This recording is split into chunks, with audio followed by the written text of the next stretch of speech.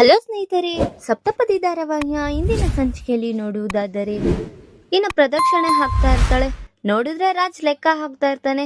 ನಾನು ಏನೋ ಸುಮ್ಮನೆ ಹೇಳ್ದೆ, ನೀನ್ ನಿಜವಾಗ್ಲೂ ಪ್ರದಕ್ಷಿಣೆ ಹಾಕ್ತಾ ಇದ್ಯಾ? ಬೇಡ, ನಾನು ಸುಮ್ಮನೆ ಹೇಳಿದ್ದು ಇರು ಅಂತ ಹೇಳ್ತಿದ್ರು. ರೀ, ನೀವೇನು ಅನ್ಕೊಂಡ್ರೋ ಅದನ್ನ ಮಾಡ್ಬೇಕಲ್ವಾ, ನಾನು ಮಾಡ್ತೀನಿ ಅಂತ ಅವಳು ತುಂಬಾ ಆಸಕ್ತಿಯಿಂದ ಮಾಡ್ತಾ ಇರ್ತಾಳೆ. ಈ ಕಡೆ ನೋಡಿದ್ರೆ ಅರುಣಿನ ಸ್ವಪ್ನ ಕಣ್ಣಿಗೆ ಕಾಣಿಸ್ಕೊಂತಾನೆ. ಆಗ ಸ್ವಪ್ನ ಅಲ್ಲಿ ದಿಢೀರ್ ಅಂತ ನೋಡಿದಾಗ ಅರುಣ್ ಇದ್ ನೋಡಿ ಅವಳಿಗೆ ತುಂಬಾ ಶಾಕ್ ಆಗಿರುತ್ತೆ. ಇದ್ಯಾರು, ಅರುಣ್ ತರನೇ ಕಾಣಿಸ್ತಿದಾರಲ್ಲ, ಅರುಣನ ಇವನು ಅಂತ ಅವಳು ತುಂಬಾ ಯೋಚನೆ ಮಾಡ್ತಾ ಇರ್ತಾಳೆ. ಇನ್ನ ಸ್ವಪ್ನ ಅರುಣ ನೋಡಿ ಹಿಡ್ಕೋಬೇಕು ಹೇಗಾದ್ರೂ ಮಾಡಿ ಅಂತ ಅವಳಿನ್ನ ಅವನ್ನ ಹಿಂಬಾಲಿಸ್ತಾ ಇರ್ತಾಳೆ. ನೋಡಿದ್ರೆ ಈ ಕಡೆ ರುದ್ರಾಣಿ ಮತ್ತೆ ರಾಹುಲ್ ನಾವು ಅನ್ಕೊಂಡಿದ್ದೋ ಪ್ಲಾನ್ ಸಕ್ಸಸ್ ಆಗ್ತಿದೆ ಮಾಮ ಅಂತ ತುಂಬಾ ಖುಷಿ ಪಟ್ಟಿರ್ತಾರೆ. ಈ ಕಡೆ ನೋಡಿದ್ರೆ ಕಾವ್ಯ ಬೆಳಗ್ಗೆಯಿಂದ ನಾಷ್ಟ ಇಲ್ದಿರ ಇದ್ರು ಅವಳು ಪ್ರದಕ್ಷಿಣೆ ಹಾಕ್ತಾ ಇರ್ತಾಳೆ. ಅವಳಿಗೆ ಆಕಸ್ಮಿಕವಾಗಿ ತಲೆ ಸುತ್ತಿ ಕೆಳಗ್ ಬಿದ್ದೋಗ್ಬಿಡ್ತಾಳೆ. ಕಳಾವತಿ, ಏನಾಯ್ತು? ನಾನ್ ಹೇಳ್ದೆ ಅಲ್ವಾ ನಿನಗ್ ಬೇಡ ಅಂತ. ಏನ್ ಈ ಕೆಲ್ಸ ನಿಂದು? ನೀನ್ ಅನ್ಕೊಳ್ಳೋ ಹಠ ಸಾಧಿಸ್ಲೇಬೇಕಲ್ವಾ ಅಂತ ರಾಜ್ ಹೇಳ್ತಾ ಇರ್ತಾನೆ. ಪ್ರಜ್ಞೆ ಇಲ್ದಿರಂಗ್ ಹಾಗೋಗಿರುತ್ತೆ.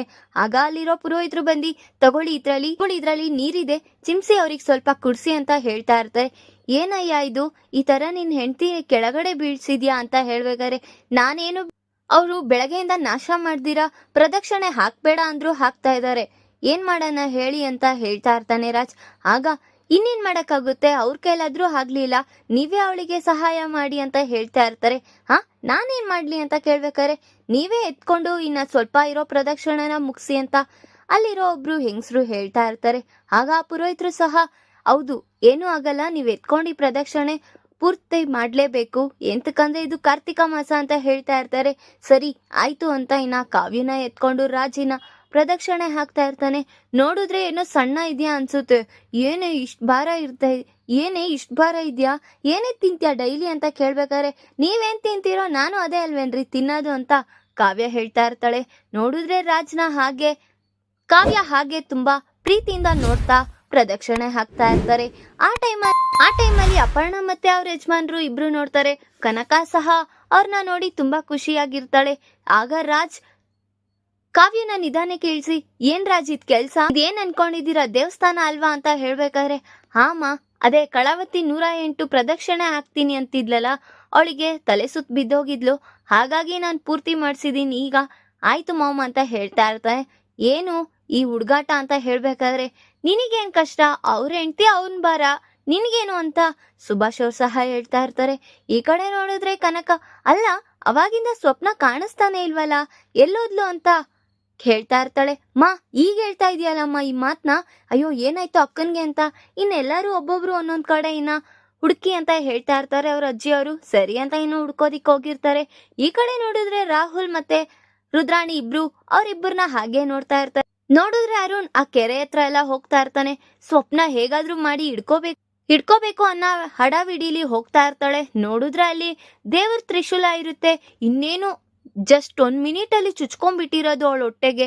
ಆಗ ಅಪರ್ಣ ಬಂದು ಸೇಫ್ ಮಾಡ್ತಾಳೆ.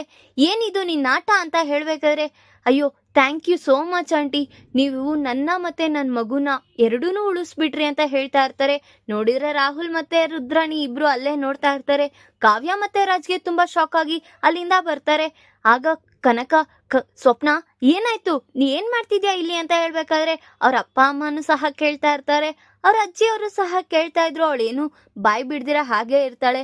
ಆಗ ಅಕ್ಕ ಏನಾಯ್ತು, ಇಷ್ಟು ಗಾಬರಿ ಆಗಿದ್ಯಾ, ಅಂತದ್ದೇನಾಯ್ತು ಅಂತ ಕೇಳ್ತಾ ಇರ್ತಾಳೆ.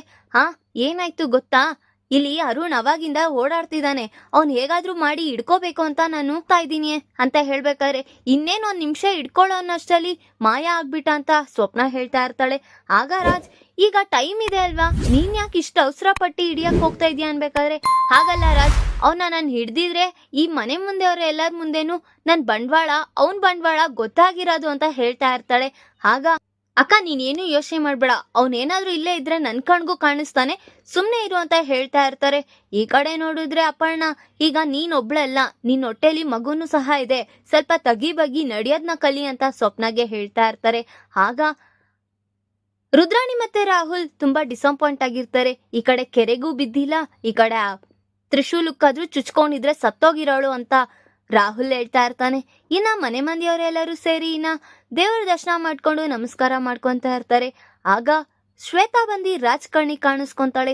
ಬಾ, ನಾನು ನಿನ್ನ ಹತ್ರ ಮಾತಾಡ್ಬೇಕು ಅಂತ ಹೇಳ್ತಿದ್ರು, ನಾನು ಆಮೇಲೆ ಬರ್ತೀನಿ, ಈಗ ಮನೆಯವರೆಲ್ಲರೂ ಇದ್ದಾರೆ, ನೀನು ಹೋಗು ಅಂತ ಅವಳನ್ನ ಕಳಿಸ್ಬಿಡ್ತಾನೆ.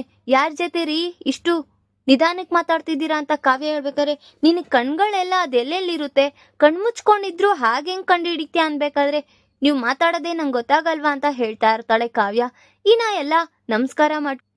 ದೇವ್ರಿಗೆಲ್ಲ ನಮಸ್ಕಾರ ಮಾಡ್ಕೊಂಡು ಇನ್ನ ನದಿಗೆ ದೀಪಗಳನ್ನ ಬಿಡಿ ಅಂತ ಪುರೋಹಿತರು ಹೇಳ್ತಾ ಇರ್ತಾರೆ. ಧಾರಾವಾಹಿಯ ಪ್ರತಿಯೊಂದು ಸಂಸ್ಕೃತ ಪದ್ಯ ನೋಡ್ಬೇಕಾದರೆ ನಮ್ಮ KTVS 365 ಚಾನೆಲ್ನ ಈಗಲೇ ಸಬ್ಸ್ಕ್ರೈಬ್ ಮಾಡ್ಕೊಳ್ಳಿ. ಹಾಗೆ ಪಕ್ಕದಲ್ಲಿರೋ ಬೆಲ್ ಬಟನ್ ಅನ್ನು ಪ್ರೆಸ್ ಮಾಡಿ ಅದರಲ್ಲಿ ಆಲ್ ಆಪ್ಷನ್ ಸೆಲೆಕ್ಟ್ ಮಾಡ್ಕೊಳ್ಳಿ. ಇದರಿಂದ ನಾವು ರಿಲೀಸ್ ಮಾಡುವಂತಹ ಸಂಚಿಕೆ ಅಪ್ಡೇಟ್ ನೋಟಿಫಿಕೇಶನ್ ಸಿಗುತ್ತೆ. ಇನ್ನ ಮನೆ ಹೆಂಗಸರೆಲ್ಲರೂ ಸೇರಿ ಇನ್ನ ದೀಪನ ರೆಡಿ ಮಾಡ್ತಾ ಇರ್ತಾರೆ. ಈ ಕಡೆ ನೋಡಿದ್ರೆ ಕಲ್ಯಾಣ್ ಮತ್ತೆ ಅಪ್ಪು ಮಾತಾಡ್ತಾ ಇರೋದನ್ನ ನೋಡಿ ಕನಕ ತುಂಬಾ ಖುಷಿ ಪಡ್ತಾ ಇರ್ತಾಳೆ. ಆಗ ಅನಾಮಿಕಾ ಅವರಮ್ಮ, ನೋಡಲ್ಲಿ ಅವ್ರಿಬ್ರು ಹೇಗ್ ಮಾತಾಡ್ತಿದ್ದಾರೆ, ನೀನ್ ಹೋಗು, ಅವಳನ್ನ ಹೇಗಾದ್ರೂ ಮಾಡಿ ನಾವು ದೂರ ಮಾಡ್ಬೇಕು ಅಂತ ಅವಳಿಗೆ ತುಂಬಾ ಬುದ್ಧಿವಾದ ಹೇಳ್ತಾ ಇರ್ತಾಳೆ. ಆಗ ಅಪ್ಪು ಮತ್ತೆ ಕಲ್ಯಾಣ್ ಮಾತಾಡ್ತಿರೋ ಮಧ್ಯೆ ಹೋಗಿ, ಕಲ್ಯಾಣ್ ಬಾ, ನಾನು ನೀನು ಮಾತಾಡ್ಬೇಕು ಅಂತ ಇನ್ನ ಅವನ ಅಲ್ಲಿಂದ ಕರ್ಕೊಂಡು ಹೊರಟ್ಬಿಡ್ತಾಳೆ. ನೋಡಿದ್ರೆ ಅಪ್ಪುಗ್ ತುಂಬಾ ಡಿಸಪಾಯಿಂಟ್ ಆಗುತ್ತೆ. ಬಾ ಅಪ್ಪು, ದೀಪ ಎಲ್ಲ ರೆಡಿ ಮಾಡೋಣ ಅಂತ ಕನಕಾಯಿನ ಕರೀತಾಳೆ. ಆ ಟೈಮಲ್ಲಿ ರಾಜ್ಗೆ ಕಾಲ್ ಬರುತ್ತೆ ಶ್ವೇತಾ ಕಡೆಯಿಂದ. ರಾಜ್, ನಾನು ಇಲ್ಲಿದ್ದೀನಿ, ಬೇಗ ಬಾ, ನಾನು ನಿನ್ನ ಹತ್ರ ಮಾತಾಡ್ಬೇಕು ಅಂತ ಹೇಳ್ತಾ ಇರ್ತಾಳೆ. ಈಗ ನಾನು ಏನ್ ಮಾಡ್ತಿದ್ದೀನಿ ಗೊತ್ತು ಅಲ್ವಾ? ಸರಿ ನೀನೇನು ಬೇಜಾರ್ ಮಾಡ್ಕೊಂಬೇಡ, ಬರ್ತೀನಿ ಅಂತ ಹೇಳಿ ಇನ್ನ ಹೊರಡೋದಿಕ್ ರೆಡಿ ಆಗ್ತಾ ಇರ್ತಾನೆ. ಈ ಕಡೆ ನೋಡಿದ್ರೆ ಎಲ್ಲಿಗ್ರಿ ಹೋಗ್ತಾ ಇದ್ದೀರಾ ಅಂತ ಹೇಳ್ಬೇಕಾದ್ರೆ, ನಾನೇ ಎಲ್ಲಿಗೆ ಹೋಗ್ಲಿ, ದೇವಸ್ಥಾನದಲ್ಲೇ ತಾನೇ ಇದ್ದೀನಿ, ಎಲ್ಲೂ ಹೋಗಲ್ಲ ಬಿಡು ಅಂತ ಹೇಳ್ತಾ ಇರ್ತಾನೆ ರಾಜ್. ಆಗ ಸರಿ, ಇನ್ನೇನು ದೀಪ ಹಚ್ಚೋದಿಕ್ಕೆಲ್ಲ ರೆಡಿ ಮಾಡೋಣ ಅಂತ ರೆಡಿ ಮಾಡ್ಕೊಂತ ಇರ್ತಾರೆ. ಈ ಕಡೆ ನೋಡಿದ್ರೆ ರಾಜ್, ನನ್ನ ಹತ್ರ ಮಾತಾಡ್ಬೇಕು ರಾಜ್, ನಾನು ಎಷ್ಟೊತ್ತಿ ನಿನ್ನ ಹತ್ರ ಬರೋದು ಹೇಳು, ನೀನ್ ನನ್ನ ತುಂಬಾ ಅವಾಯ್ಡ್ ಮಾಡ್ತಿದ್ಯಾ ಅಂತ ಹೇಳ್ತಾ ಇರ್ತಾಳೆ ಶ್ವೇತಾ. ನಾನೇನು ಆ ಥರ ಅನ್ಕೊಂಡಿಲ್ಲ, ನೀನ್ ಯಾಕೆ ತುಂಬಾ ಯೋಚನೆ ಮಾಡ್ತೀಯಾ, ಬಂದೆ ಅಲ್ವಾ ಈಗ ನೀನ್ ಕರ್ದಿರೋದ್ಕೆ, ಸರಿ ಏನ್ ಹೇಳು ಅಂತ ಅವ್ರಿಬ್ರು ಮಾತಾಡ್ತಾ ಇರ್ತಾರೆ. ಎಲ್ಲ ರೆಡಿ ಆಗುತ್ತೆ, ಹಚ್ಚೋದಿಕ್ಕೆ ಬೆಂಕಿಪಟ್ಟಣನೇ ಇರೋದಿಲ್ಲ. ಅಯ್ಯೋ, ಎಲ್ಲಾನು ಇದೆ, ಬೆಂಕಿಪಟ್ಟಣನೇ ಇಲ್ವಲ್ಲ ಅಂತ ಅಪರ್ಣ ಇನ್ನ ಬೆಂಕಿಪಟ್ಟಣ ತರ್ತೀನಿ ಅಂತ ಹೊರಟಿರ್ತಾಳೆ. ಈ ಕಡೆ ನೋಡಿದ್ರೆ ಎಲ್ಲೋದ್ರು ಇವರು, ಬರ್ತೀನಿ ಅಂತ ಅಂದ್ರು, ಎಲ್ಲೋದ್ರು ಅಂತ ಅವಳು ತುಂಬಾ ಡಿಸಪಾಯಿಂಟ್ ಆಗಿರ್ತಾಳೆ ಕಾವ್ಯ. ಆಕಸ್ಮಿಕವಾಗಿ ಅಪರ್ಣ ರಾಜ್ನ ಮತ್ತೆ ಶ್ವೇತಾನ ನೋಡ್ಬಿಡ್ತಾರೆ. ನೋಡಿ, ಏನದು, ನನ್ ಮಗ ಇಲ್ಲಿದ್ದಾನೆ, ಒಂದು ಹುಡುಗಿ ಬೇರೆ ಇದ್ದಾಳಲ್ಲ ಅಂತ ಅವಳು ತುಂಬಾ ಡಿಸಪಾಯಿಂಟ್ ಆಗಿ ಅಲ್ಲಿಂದ ಹೊರಟಿರ್ತಾಳೆ. ಈ ಕಡೆ ನೋಡಿದ್ರೆ ಸ್ವರಾಜ್ ಅವ್ರಪ್ಪ, ರಾಜ್ ಎಲ್ಲಿದ್ಯಾ, ಬೇಗ ಬಾ, ದೀಪ ಹಚ್ಬೇಕು ಅಂತ ಇನ್ನ ಫೋನ್ ಮಾಡ್ತಾರೆ. ಸರಿ, ಈಗ ನಾನು ಮಾತಾಡೋಕ್ ಟೈಮ್ ಇಲ್ಲ, ನಾಳೆ ಸಿಗ್ತೀನಿ ಹೋಗು ಅಂತ ಶ್ವೇತಾನ ಕಳಿಸ್ಬಿಡ್ತಾನೆ. ಇನ್ನ ಮನೆ ಮಂದಿಯವರೆಲ್ಲರೂ ಸೇರಿ ಇನ್ನ ಕಾರ್ತಿಕ ದೀಪನ ಹಚ್ಚಿ ಇನ್ನ ಎಲ್ಲ ನದಿಗೆ ಬಿಡ್ತಾ ಇರ್ತಾರೆ. ಈ ಕಡೆ ನೋಡಿದ್ರೆ ಎಲ್ಲ ತುಂಬಾ ಖುಷಿಯಿಂದ ಅವ್ರ ಗಂಡಸ್ರೆಲ್ಲ ಹಾಗೆ ನೋಡ್ತಾ ಇರ್ತಾರೆ. ಆ ಕಡೆ ಈ ಕಡೆ ಸುತ್ತಮುತ್ತ ನೋಡಿ ಇನ್ನ ಶ್ವೇತಾಗೆ ಕಾಲ್ ಮಾಡ್ತಾನೆ, ಅವಳ ಜೊತೆ ಮಾತಾಡ್ತಾ ಇರ್ತಾನೆ. ಸರಿ, ನಾನು ಇವಾಗ ನಿನ್ನ ಹತ್ರ ಮಾತಾಡೋದಿಕ್ನೇನೆ ಟೈಮ್ ಇದ್ದಿಲ್ವಲ್ಲ, ಹಾಗಾಗಿ ಇವಾಗ ಕಾಲ್ ಮಾಡಿದೀನಿ, ಮಾತಾಡೋಣ ಅಂತ ಹೇಳ್ತಾ ಇರ್ತಾರೆ. ಆಗ ರಾಜ್, ನಾನು ನಿನ್ನ ಮೀಟ್ ಆಗ್ಬೇಕು ಅಂತ ಹೇಳ್ತಾ ಇರ್ತಾಳೆ ಶ್ವೇತಾ. ಸರಿ, ಇನ್ನೊಂದು 1/2 hour ಅಲ್ಲಿ ಬರ್ತೀನಿ ಅಂತ ಅವನು ಸಹ ಮಾತಾಡ್ತಾ ಇರ್ತಾನೆ. ಅಪರ್ಣ ರಾಜ್ ಮಾತಾಡ್ತಾ ಇರೋದನ್ನ ನೋಡ್ತಾ ಇರ್ತಾಳೆ.